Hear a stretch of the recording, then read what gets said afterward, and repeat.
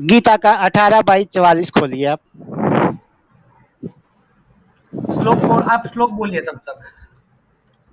हाँ बोलिए। मैंने बताया ना कि दोस्तों मेरे आप पास लोग श्लोक नहीं है, मेरे पास सिर्फ नंबर है। लाइक और शेयर कर तब तक हम दूसरी बात कर लेंगे। तब तक मैं दर्शकों को अच्छा बोल एक देता हूँ। मिनट यार सर, मैं ना थोड़ा इधर उधर हो गया था। एक मिनट सुभाष जी, ठीक है आप ये रेफरेंस खुलवा रहे हैं हमसे, हम लोग खोल जी देंगे आपके लिए, मगर आप ये जी याद रखिएगा कि गीता में हाँ, आप चेरी पिकिंग नहीं कर पाओगे। गीता में फिर मैं भी एक श्लोक को खुलवाऊंगा, और चूंकि बिल्कुल खुलवाइए। आप वहां से आओगे ना, एक मिनट रुक जाओ, हाँ हाँ, आप वहां से बिल्कुल आओगे तो फिर मैं भी उसमें से एक श्लोक को खुलवाऊंगा। ठीक है, आप जो जो किताब से खुलाओगे मैं भी वहां से खुलाऊंगा, और आपको ये मानना पड़ेगा कि जो वहां पे लिखा बिल्कुल। हुआ है वो भी गलत है। अमित तिवारी जी, मैं आपको एक बात बोलूं आज। हम्म, अमित जी, बोलो ना। आप किसी भी ग्रंथ से किसी भी इंसान को शुद्ध साबित नहीं कर पाओगे। अच्छा, पहले ये बाद में करेंगे, और कर पहले दिया, अभी 1844। कर दिया हाँ जी, फिर कर दिया 5000 का फिर नाम रखा हुआ है। मैंने 5000 का नाम रखा हुआ है। आपका हमें हमें पैसे नहीं लेना भाई साहब, पैसे नहीं फिर लेना, हम फिर यहाँ क्यों पे बोल रहे पैसे हो? के लिए अच्छा, काम तो नहीं नहीं नहीं नहीं नहीं नहीं, आप एक क्यों काम बोल रहे करेंगे, हो? आप एक काम करेंगे, आप एक काम आप करेंगे, ना यार 5000 का गजब इनाम काम नहीं कर चाहिए। दिए हो, पता है। 1 by 1। अमित जी शांति से अपनी क्रिया खत्म करिए, बाद में बोलिए। सुभाष नहीं जी आप है नहीं, ना 5000 मेरा ये 5000 का उसको इनाम। मैं उसका वॉल्यूम बढ़ा दिया हूँ। जारविस जी, आज पेलने का मौका इतना नहीं नहीं मिलेगा। घुसता। पिछली बार आपने डायलॉग एक मारा था, अरे पेल दिया जाए, आज एक मौका नहीं सेकंड, मिलेगा। एक सेकंड सर, मेरी बात सुनिए। अगर आप हार गए जी तो 5000 हाँ हमें नहीं चाहिए। आप 5000 रुपए की आम्बेडकर जी की किताबों को खुद लेकर लोगों में डिस्ट्रीब्यूट करेंगे। ठीक है, मंजूर है। चलिए अब बोलिए, श्लोक नंबर कौन सा था 18वें अध्याय का? 44। 44। ओके, इट्स कृषि गौ रक्ष वाणिज्यम वैश्य कर्म स्वभावजम परिचर्यात्मक कर्म शूद्रस्यापि स्वभावजम, यही कहना चाहते हैं ना आप? बिल्कुल यही। हाँ, तो इससे क्या साबित हो गया? इसका हिंदी अनुवाद मैं बता देता हूँ। हम्म, कृषि, गोपालन और व्यापार ये वैश्य के कर्म हैं। और इसमें आगे लिखा है कि शूद्र का स्वाभाविक कर्म है सेवा करना। हम्म, तो वैश्य तो के जो कर्म हैं वो कृषि, गोपालन और वाणिज्य हैं। और जो ये ओके, काम करता है वो शूद्र नहीं है, वो वैश्य है। ये तो हो गया गीता से। मनुस्मृति का भी बताऊं? बोलिए। अच्छा, अभी आप कह रहे थे कि कोई शूद्र है ही नहीं, अब कह रहे हैं इससे कि बाद में, भाई वो पहले वैश्य हैं। पहले वैश्य, नहीं नहीं शूद्र यार, ये बाद में। आपकी बातें तो यहीं पे कॉन्ट्राडिक्ट कर रही है ना। कहाँ कर रही है? उनको है ना अपने आप को वैश्य साबित करना है, और कुछ नहीं है। उनको ऐसा ये दिखाना भी है कि यादव मैं है क्या? शूद्रों से ऊपर हूँ। ये तो जी चौहान है बताइए। ना, ये चौहान भी तो चौहान जी, शूद्र में आते हैं ना। आप आजाद वैश्य जी, क्या है? मैं ना वर्ण मानता हूँ ना जाति मानता हूँ, मैं इंसानियत मानता हूँ। यहाँ बात किताब की हो रही है कि ये तो किताब में क्या इंसानियत लिखा ही है। नहीं मानते। अरे भाई, ये तो इंसानियत मानते हो, और यहाँ पे जाति को तुम, वर्ण को, ये सुभाष जी आप वर्ण को और जाति को डिफेंड कर रहे हो, जस्टिफाई कर रहे हो। आप गलत समझ रहे हो। आप मैं कहाँ सिर्फ दिमाग किताब में छोड़ के जो आते लिखा हैं, एक है। चीज दिमाग कहाँ बता छोड़ दो के यार, आते हो सर? एक चीज, यादव जो है आजाद जी, अहीर में आते हैं, अहीर अहीर लोग शूद्र हैं, ठीक है। हाँ, आजाद जी, मैं सिर्फ किताब में जो लिखा है वो बताने आया हूँ। मैं मानता नहीं हूँ कौन किसी सी को भी, किताब? लेकिन किताब में अभी तो बताया मैंने, गीता का तो बता दिया। अभी चाहोगे तो आपने, मनुस्मृति का भी हाँ बता ठीक दूंगा। है, ठीक है, तो इससे क्या साबित कर दिया आपने सर? आप अपने आप को वैश्य साबित करना चाहते हैं? जी नहीं, तो आपने आपने किसी को जो वैश्य था उसको शुद्ध साबित किया, वो मैं आपको बताने आया हूँ कि वो वैश्य है, शुद्ध नहीं है। ठीक है, अब 1 मिनट, अब आप अरे 5 मिनट भैया बोलिए। एक मिनट यार, यादव लोग अहीर में आते हैं, अहीर शूद्र है, इनको पता नहीं है। अहीर शुद्ध कैसे हो गए बताओ ना, रेफरेंस दो अरे ना आप। अहीर शूद्र होते हैं यार, अहीर शूद्र होते हैं। रेफरेंस दोगे या अपने मन से बोलोगे?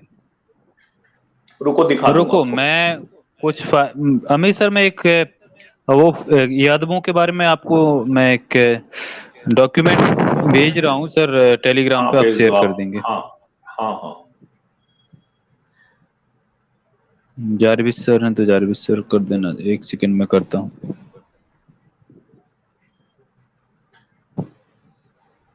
अरे एसजे सर ने भी पूरी स्ट्रीम की है इसके ऊपर तो, और ये भाई साहब देखेंगे तब ना। जारविस जी, किताब से प्रमाण दे रहा हूँ ना।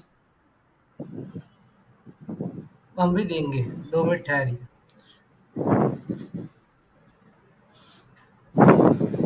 अच्छा, गीता के और चीजें खोल सकते हैं। गीता के 18वें हाँ अध्याय का 44 श्लोक, 18वें का 47 श्लोक,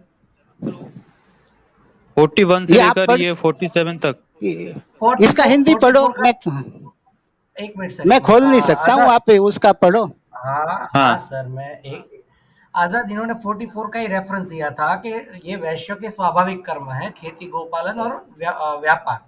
हाँ, उसके आगे ये 48 भी पढ़े, 47 पढ़े, इसके 44 के ओके, अलावा 7 भी पढ़ो। सीधा अनुवाद पढ़ दूं, ठीक है। हम्म। बस चलिए, श्लोक इसलिए पढ़ता हूँ तो क्या क्या क्या वही है ना, वो आपको पता चले। श्रेयान् स्व धर्मो विगुणः पर धर्मात्व स्वनुष्ठात स्वभाव नियतम कर्म कुर्वन्नाप्नोति किल्बिषम। अच्छी प्रकार आचरण किए हुए दूसरे के धर्म से गुण रहित भी अपना धर्म श्रेष्ठ है, क्योंकि स्वभाव से नियत किए हुए धर्म रूप कर्म को करता हुआ मनुष्य पाप को प्राप्त नहीं होता। यह है 47। 48 है, सहजम कर्म कौन्तेय सदोषमपि न त्यजेत सर्वारंभा ही दोषेण धूमेनाग्नि रिवावृताः। अतएव हे कुंती पुत्र, दोषयुक्त होने पर भी सहज कर्म को त्याग नहीं करना चाहिए, क्योंकि धुएं से अग्नि की भांति सभी कर्म किसी न किसी दोष से युक्त होते हैं। ये रेफरेंस नहीं है, मुझे लगता है आपने कुछ इधर उधर कर दिया। अच्छा, हो सकता है मिस हो गया हो, मैंने वो हाँ भेजा है। ठीक है। अभी तक तो नहीं आया है आजाद। अब मैं एक मिनट, हाँ आ ग्रुप रहा में है, आ डाला रहा है, है, आ रहा है, आ रहा है। हाँ आ रहा है, आ ग्रुप रहा में है। डाला है। इनको दिखाते हैं यादव कौन है। हाँ, मनुस्मृति का रेफरेंस है चौहान जी, तैयार रहिएगा। बिल्कुल तैयार हुए हैं। मनुस्मृति का नहीं, इधर से भगवत पुराण वगैरह के हैं, और भी हैं।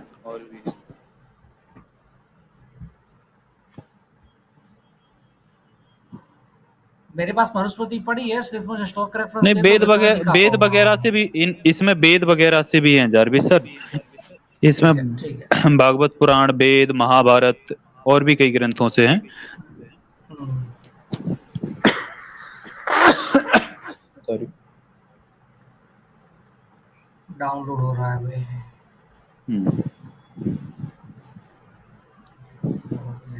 दोस्तों, आप लोग स्ट्रीम को लाइक नहीं किए तो लाइक जरूर कर दें और शेयर भी करते रहें।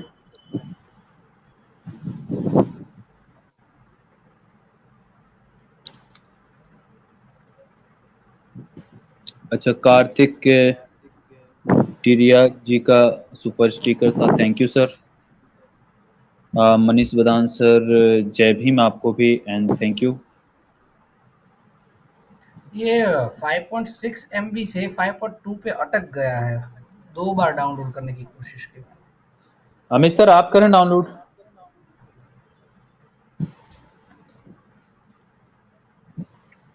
हाँ, मैं शेयर कर रहा हूँ।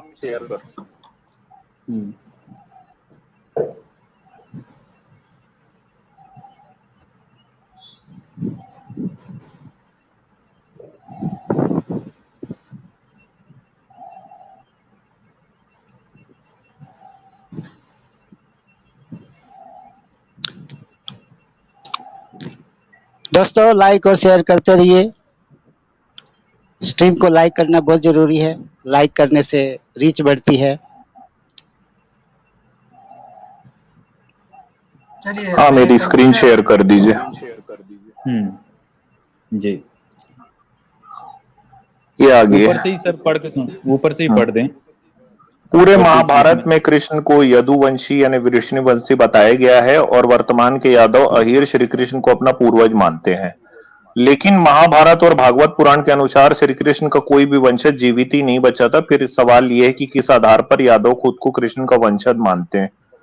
महाभारत के स्त्री पर्व में लिखा है कि अपने 100 पुत्रों की मृत्यु के बाद शोकग्रस्त होकर गांधारी ने कृष्ण को श्राप दे दिया था कि जिस तरह तुमने कौरवों और पांडवों दोनों भाइयों को आपस में लड़वाकर उनका विनाश करवा दिया, तुम भी उसी तरह अपने बंधु बांधवों का वध करोगे। आज जैसे भारतवंशियां स्त्री विलाप करती हैं, वैसे यादवों की स्त्रियां स्त्री विलाप करती हैं। दूसरी घटना महाभारत के मौसम पर्व की है, जब कृष्ण और जामवंती ने सांब के, ये तो उनका जो इतिहास है वो आ रहा है ना। हाँ, ये श्री कृष्ण कृष्ण का की है, आगे जाओ। हाँ, श्री आगे कृष्ण की इनको असुर पत्नियां भी वगैरह रुक्मणी। महाभारत पे चलें सर, नीचे महाभारत का रेफरेंस है इसमें। संक्षिप्त महाभारत के द्वितीय खंड में हम आते हैं।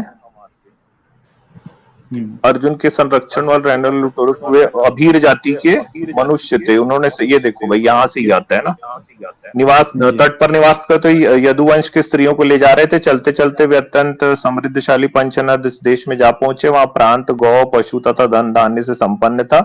अर्जुन ने वही पड़ाव डाला। अकेले अर्जुन के संरक्षण में समुदाय को आते देख लुटेरों के मन में लोभ पैदा हुए। सभी अभीर जाति के मनुष्य थे।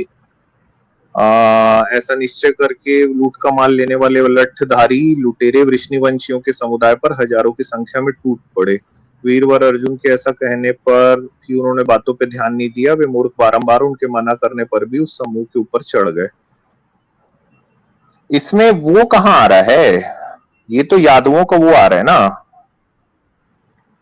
नीचे असुर बोला है सर, और नीचे जहाँ वेदों में असुर बोला है, ये जो अहीर हैं इनको, बोलो यानी शूद्र में इनको नीचे जहाँ सर। कौन साइलेंट हो तो खबर होती है।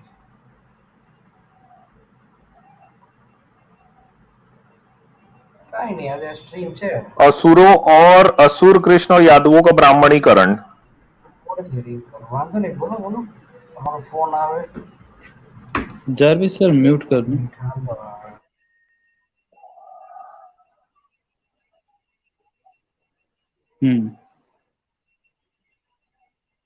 एक सेकंड मैं बताता हूँ आपको पेज नंबर। अच्छा, ये आ गया है ना, यहाँ पे आ गया, रुको। यहाँ से पढ़ना चाहिए एक्चुअल में, वो ऊपर से आप गलत पढ़वा रहे थे। इस देश की पिछड़ी जातियों में शुमार अहीर व यादव कृष्ण के बीच कृष्ण का नायकत्व ऐसा है कि हिंदू धर्म ग्रंथों में इस यादव नायक का नाम कृष्ण, श्याम, गोपाल आदि आया है, जो यादवों के शारीरिक रंग एवं व्यवसाय से मेल खाने वाला है। बहुसंख्यक यादव सांवले या काले होते हैं, जो कि इस देश के मूल निवासियों अर्थात अनार्यों का रंग के होंगे, तो निश्चित ही इनके महामानव या नायक का नाम कृष्ण या श्याम होगा, जिसका शाब्दिक अर्थ काला, करिया या करियवा होता है। देश एवं हिंदू धर्म की वर्ण व्यवस्था सवर्ण, अवर्ण या काले गोरे के आधार पर बनी है। आर्यों और अनार्यों के संदर्भ में प्रसिद्ध इतिहासकार रामचरण शर्मा की पुस्तक आर्य संस्कृति की खोज का यह अंश उल्लेखनीय है कि 1800 ईसा पूर्व के बाद छोटी छोटी टोलियों में आर्यों ने भारतवर्ष में प्रवेश किया। ऋग्वेद और अवेस्ता दोनों प्राचीन ग्रंथों में आर्य शब्द पाया जाता है। ईरान शब्द का संबंध आर्य शब्द से ही है। ऋग्वैदिक काल में इंद्र की पूजा करने वाले आर्य कहलाते थे। ऋग्वेद के कुछ मंत्रों को अनुसार आर्यों की अपनी अलग जाति है। जिन लोगों से वे लड़ते थे उनको काले रंग का बतलाया गया है। आर्यों को मानुषी प्रजा कहा गया है, जो अग्नि वैष्णवर की पूजा करते थे और कभी कभी काले लोगों के घरों में आग लगा देते थे। आर्यों के देवता सोम के विषय में कहा गया है कि वह काले लोगों की हत्या करता था। उत्तर वैदिक और वैदिकोत्तर साहित्य में आर्य से उन 3 वर्णों का बोध होता था जो द्विज कहलाते थे। शूद्रों की आर्य की कोटि में नहीं रखा जाता था। आर्य को स्वतंत्र समझा जाता था और शूद्र को परतंत्र। ये है नीचे वाला श्लोक पढ़। हाँ, सबसे नीचे वाला भी पढ़, ऋग्वेद का 15 मंत्र है जो सबसे नीचे। हाँ, तेज चलने वाला कृष्ण असुर अंशुमती नदी के किनारे दीप्तिशाली बनकर रहता था। इंद्र ने बृहस्पति की सहायता से काली एवं आक्रमण हेतु आती हुई सेनाओं का वध किया। तो ये तो असुर है। एक और भी बात है ना, इनको ये एक चीज भूल गए हैं वैसे, सुभाष जी एक चीज और भूल गए हैं। अगर वो वैश्य हैं, ठीक है, ओबीसी के नाम पे रिजर्वेशन कैसे मिल रहा है यादवों को?